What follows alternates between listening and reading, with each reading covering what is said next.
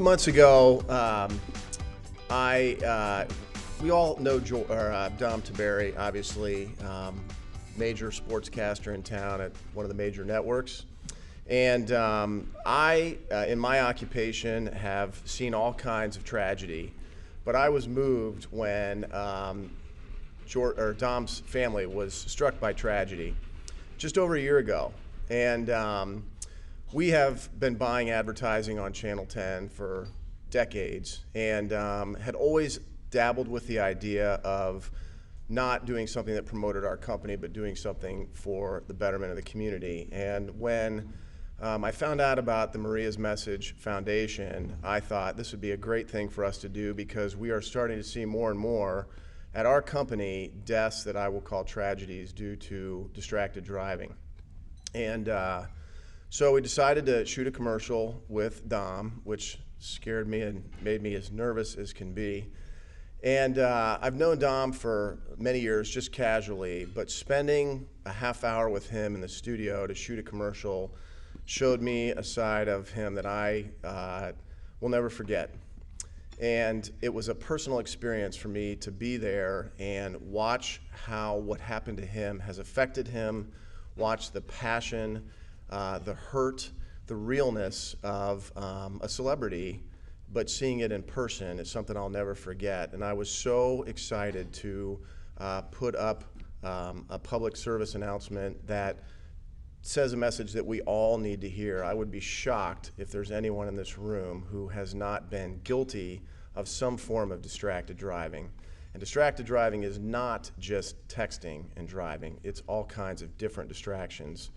But Dom has a great message, and I love it when people can turn something negative into something positive. And I think that you're going to hear today about one of the coolest examples of that. So Dom's going to get up in a minute. We're going to play a 2.5-minute video here for you. And when it's over, Dom Tiberi will be our speaker today, and we can welcome him accordingly. Thank you.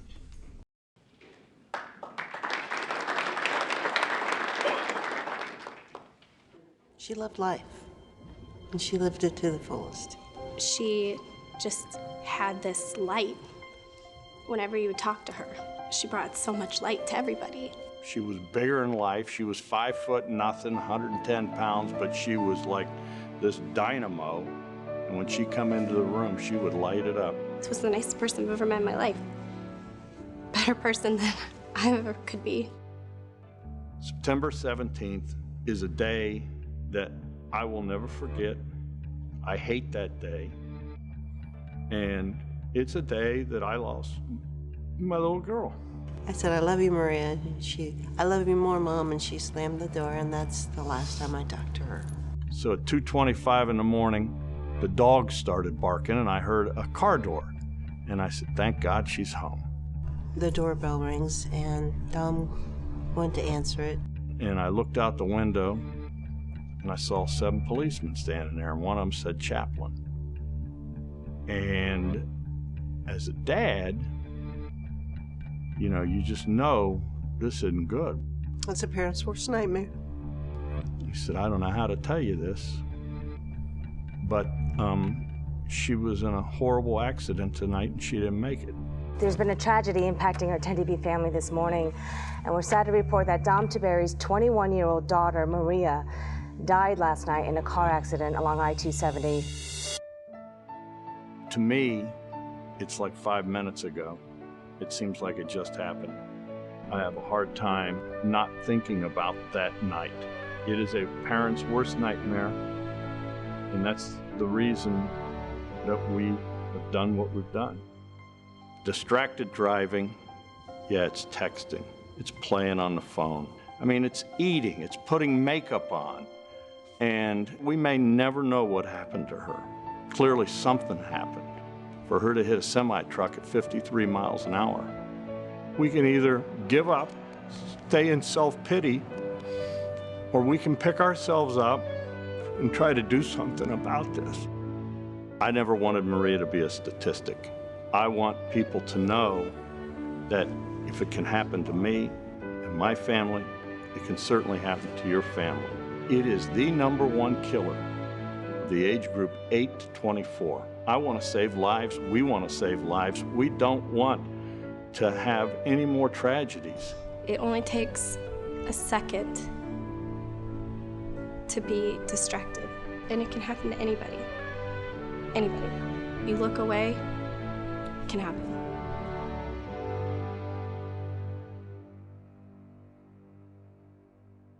Thank you. It's an honor to be here today with you. I want to personally thank Mike Schettinger and the Schettinger family for getting behind this effort. They get it. And I'm here to tell you we have an epidemic in this country, and it's called distracted driving. We are all guilty of it. We have all checked the text. We have all eaten while we've driven. I've put makeup on being in TV. It's drinking and driving. It is anything that takes your hands off the wheel, your eyes off the road, or your mind off through driving. And unfortunately, as I said in the video, it is the #1 killer of our kids. It's not cancer, it's not heart disease, it's car crashes. And when I said it's a parent's worst nightmare, we know it is. It's a grandparent's worst nightmare.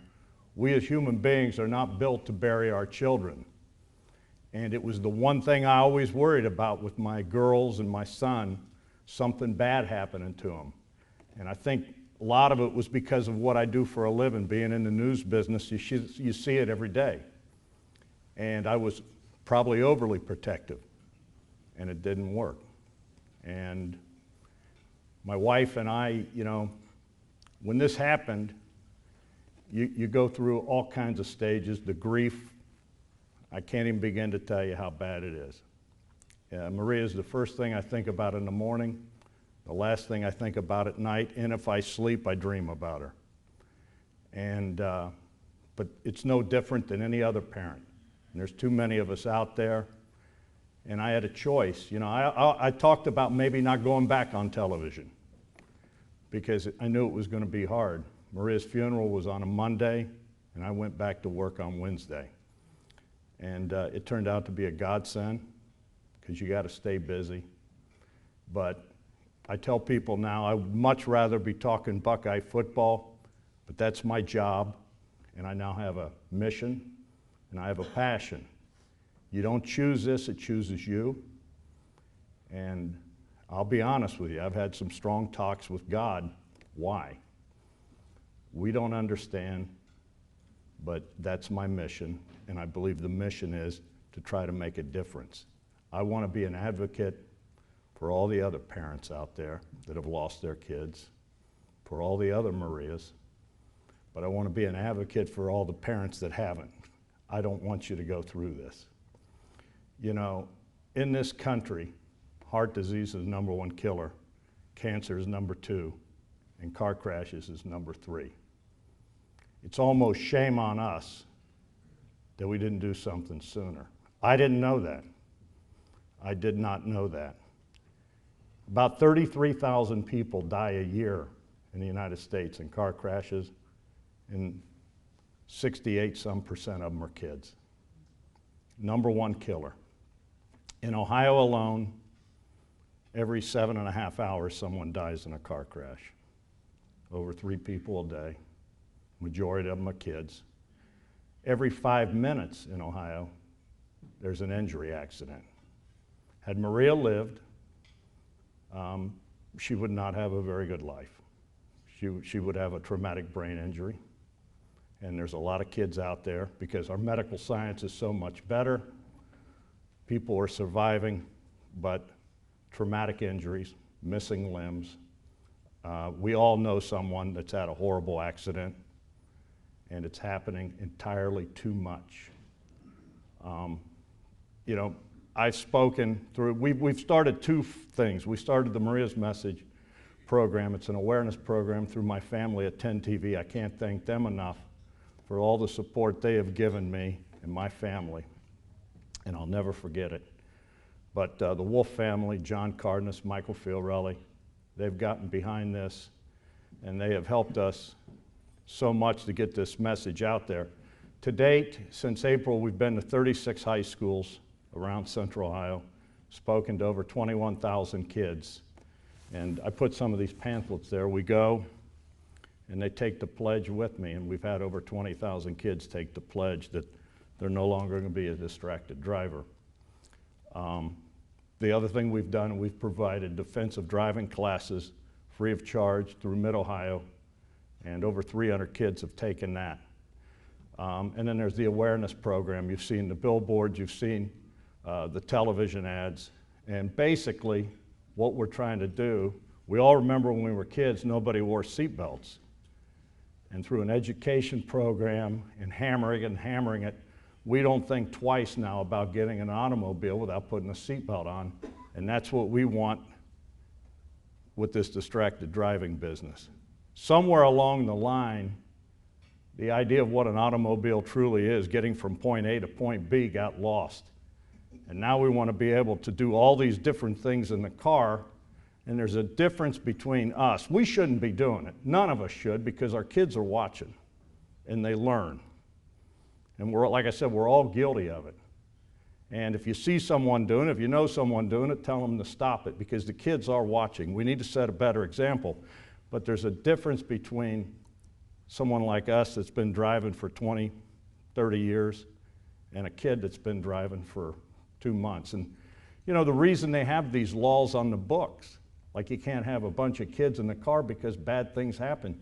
You look at the tragedy that happened at the beginning of last summer in Johnstown, 5 kids in the car, age 15 to 17. Not supposed to happen, but they did. They're out for a good time. And they're thinking, man, we got the whole summer driving down the road, going too fast. 16-year-old boy lost control, had his license for 2 months. Kid hit a tree, the car broke in half. 3 kids in the back seat didn't have their seatbelts on, and all 3 of them killed instantly. The dad of the boy got a hold of me and, you know, asked me, how do you get through this? I wish I had something I could tell him. God bless him. My heart breaks for those people. And it's just happening too much. And it's just crazy that it keeps happening. When I go to talk to the kids at the school, I tell them that I'm an advocate for moms and dads. You know, I heard a smart lady one time when my kids were growing up speak, and she said, no means I love you. And I believe that so much. No means I love you. And it's hard for our kids to understand, because you always want to give them so much, and you want to give them better than you had. But somewhere along the line, they need to realize that we were all once 16 too. And, you know, every time my girls would leave the house, you worried sick. And, you know, September 17th, I said, I hate that day, I really do. It was a normal day like any. Maria had worked all day at the B-Dubs in Powell. Came home, and it was about 9:30, and she was telling us that she had to go to the library to study with a group at Ohio State. And I said, Maria, you're not going to the library at 10:30 at night, come on. And she had moved back home with her sister Kelsey, and I was really tickled they were back home, because they had been living down on Chittenden in the OSU campus area, going to school down there. So they were back home, and I'm going, thank God my girls are home. And I said, Maria, you're not going to the library. And she said, Dad, I'm 21 years old. When I moved back home, you said there'd be no restrictions. We called her the attorney for a reason. She could argue. But I said, okay, Maria, go. But please don't be late. I'm going to wait up for you. So I sat downstairs in what I call my worry chair. And, you know, it was getting later, and I wanted to call, but I did tell her that when they moved back home, they could come and go as they freeze. They could be adults. So I just waited and I waited. And like I said in the video, about 2:25 in the morning, the dog started barking. I heard a car door shut, and my heart went like all of us that have had kids did, you know, when they come home late. And then all of a sudden, the doorbell rang 5 times real fast. And I'm going, oh my God, she forgot her keys. Why would she do that? And, you know, my wife, Terry, had to get up at 4 o'clock in the morning and go to work. So I walked down the hall, and I just had a weird feeling as I walked down, and I looked out that window, and I'll be honest with you, looking out that window and seeing 7 policemen standing there. And, that's something, I've got some things in my head. That's one of them. And I opened the door, and the chief of Dublin, who's a dear friend of mine, was there. And, I'll never forget when he said, "Did Maria drive a red car?" And I said, "Yes." And he said, "She didn't make it. She was in a horrible accident." And I didn't know at the time what we found out later is that, she left the house at 10:38. And, the statistics are out there. Our friends in law enforcement, put out there that if you're going to be in an accident, you're going to be within 5 miles of your home and all that. Maria wasn't even 3 miles from our house. She was on 270, had been gone 5 minutes maybe, 10:43. And for some reason, there was a semi-truck barely moving or stopped in the center lane. And she slammed into the back of it at 53 miles an hour. And we don't know what happened. We know that her system was clear of drugs and alcohol. We know that she wasn't on the phone. We know she wasn't texting, but yet something took her away from whatever and forced her to, she hit that car. And I think the point, one big good point to make is it's not just texting.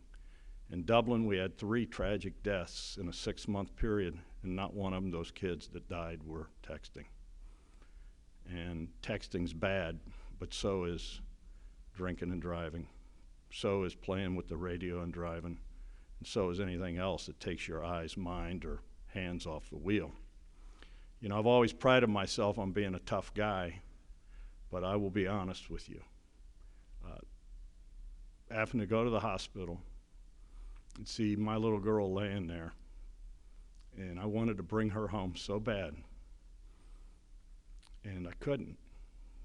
And that's the thing. I tell the kids there's nothing cool about death. There's nothing glamorous about it. And as parents and grandparents, we're here to be safety nets. We're here to give our kids second chances. I always told my girls, Dad's going to be there to protect you.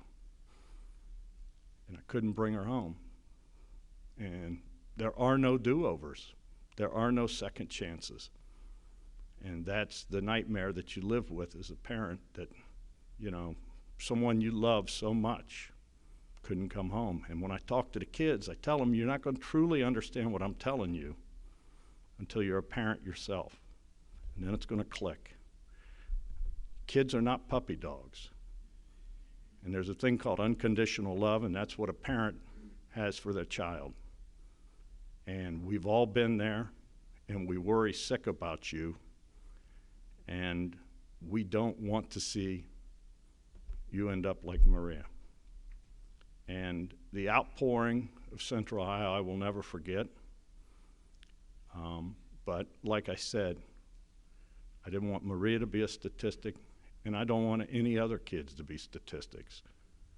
And we all need to say enough is enough. As parents and grandparents, we need to say, wait a minute. This is the #1 killer of kids. It's not acceptable. We need to do a better job of educating our kids. We as parents and grandparents need to do a better job of setting an example. But we also need to let these kids know that there are no do-overs from death. There is no second chance. And, besides the Maria's Message program, we've also started the Maria Tiberi Foundation, my wife Terry and I did. And we feel like there is a need for better education. And so to date, we have raised dollars to buy simulators. When I took driver's ed, and probably many of you took driver's ed, we had simulators. In 1975, we had simulators. They don't have them today. Kids don't have simulators. And hopefully, there'll be some changes coming in the future that we can, get some better education for our kids. But what we have done, we bought 5 initially. They run about $15,000 each. We have 2 with Channel 10 that we take around, and then we donated 3 of them to ODOT, which gave me the idea, so they have now 7 of them that they take around, put in schools. We just wrote a check for $108,000, and we're buying 8 more. And we're in the process of working with the Columbus Police Department, Dublin, Westerville, Newark, New Albany, and I believe I'm missing a couple, but we're going to work with them. We're going to work with their resource officers, and we want to get those into the schools so that kids can work on them, can practice on them. They're really amazing. They simulate distracted driving, they simulate drunk driving, and they can allow the kids just to practice driving. And I think the more education we can get, the better our kids will be. If you have grandkids or kids, put them in defensive driving classes. The one thing that is amazing when they've taken the defensive driving classes that we've offered through Mid-Ohio, the one thing these kids get right out the chute is they cannot do the maneuvers they're asked with only one hand. You have to keep both hands on the wheel. And that's what you want. We want to create a generation of defensive driving. When I took driver's ed, we were taught defensive driving. And if you tell kids about they don't even know what it is. You got to expect the unexpected. You got to expect that there's a semi-truck stopped in the middle of the road. You got to expect the guy in the right-hand lane is texting and not paying attention, is going to come into you. That's when you have these horrific disasters, when you've got two people that are driving distracted and they get together on the freeway. And the majority of the time you're going to see these horrific accidents on the freeways, and you're going to see them on the rural roads, on the country roads. And 270 is considered to this day a rural road. And that's where you see it, and making the kids understand. And you know, it's not just kids. I mean, you see what's in the news right now with Bruce Jenner. I mean, they're now looking to see if he was texting. You know, we're driving weapons. And, you know, it's like the governor said, and I give Governor Kasich a lot of credit. He lost both his parents in an automobile accident. He said, just drive the car. It's that simple. Just drive your car, pay attention. And, you know, when I talk to the kids at the schools, I tell them every time at the end, and I tell the little girls, that's the hard part. When I go there, I usually get really emotional, because when I see the little girls, I see a Maria in every one of them. You know, Maria, if you guys ever met Maria, you couldn't help but like her. She was just 5'0" and a little spark plug. Always had a smile on her face, and she truly loved life.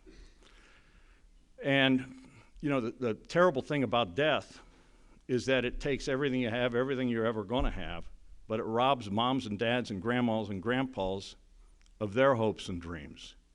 And I wanted to see Maria so badly as a mom.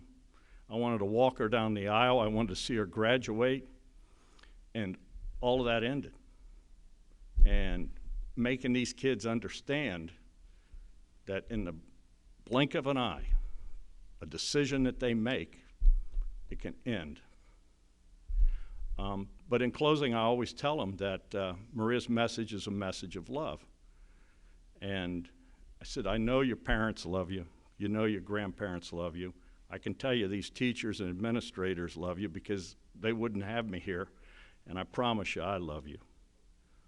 What we want is that you love yourselves enough to keep yourself safe while you're driving a car and keep Maria's message alive. I just want to thank Mike Schettinger again. I want to thank the Schettinger family. I want to thank you all for being here. Take these. Take the pledge if you like. If you wanted to, I'd administer. What I do is I administer a pledge. I tell the kids, take this pledge with me, but don't give me lip service. Don't do it if you don't mean it. But if you are going to, from this point, go on. And just like I tell them, I said, what has happened in the past, we can't change. We've all done stupid stuff that we're ashamed of, but you can't do anything about it. What is the past is the past. And tomorrow, promise me, it's not promised. All we can do is worry about the here and now and make a difference now. And, you know, like I said, not all of them have taken the pledge. Not all of them agree. And that's fine. That's cool. But over 20,000 have. And what I would hope you guys do now is lead by example and help spread the message. I said I'd take questions, and I'll tell you this, if you want to ask any Buckeye questions, like who's going to play quarterback, and Mike Schettinger might. But if you have any questions, go ahead, feel free. Yes, ma'am. First of all, I just want to thank you for taking such a selfless and unselfish approach to such a situation that was so personal, and thank you for sharing with us as well as all the children that you have. What is the current state of driver's education? I mean, I know a lot of that got cut back, and it doesn't really happen in schools like when we were in school. Right. Like, what's going on in that arena? Well, you're right. Driver's ed is no longer in the schools. When I went to school, the sales, we took it there. It was for a grade, and you had to pass to then be able to go take your test and everything. And for some reason, I don't know if it was because of liability issues or whatever, but it is out of the schools. And I think that, I don't know, I just think it needs to be a lot better, and I think that there's some people that realize that, and hopefully change is coming, is all I can say. But basically, there are, I guess they're private companies, and don't get me wrong, there's some good ones out there, but I just think the more education you can do, and I'm a strong believer in the simulators. I think that simulator training is very important. I know law enforcement requires it. I know that if you want to fly an airplane, it requires it, and you know, I think that we need to do more before we put a 16-year-old kid behind the wheel of a car. Yes, sir. Well, would you mind administering the pledge to us? No, I'd love to, if you'd like to do it, you know. All you have to do is read after me.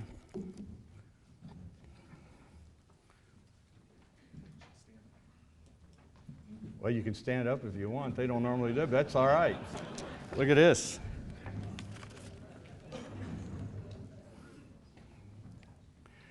I pledge to keep my hands on the wheel. Well, you can repeat after me. I'm sorry. I messed that up, didn't I? Here we go. Here we go. I pledge to keep my hands on the wheel. I pledge to keep my hands on the wheel. Keep my eyes on the road. Keep my eyes on the road. Keep my mind on my driving. If I keep my hands, eyes, and mind where they should be, I can keep myself safe and keep Maria's message alive. Now you took the pledge, so now you have to, you know, it's an oath that we signed. It's a pact, so I expect everyone to, and you know, lead by example. And don't be afraid to ride your kids or grandkids, because as I tell people sometimes, I would much rather have Maria angry with me and be here to be angry with me. Anything else? And as far as quarterback, I don't know. Well, thank you very much. It's an honor to be here, and God bless all of you.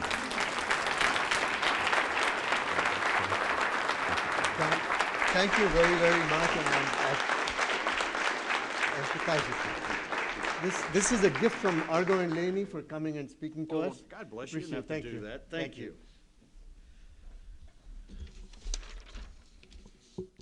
As Mike Shedding was saying, the club was never as quiet as it was this presentation. Thank you.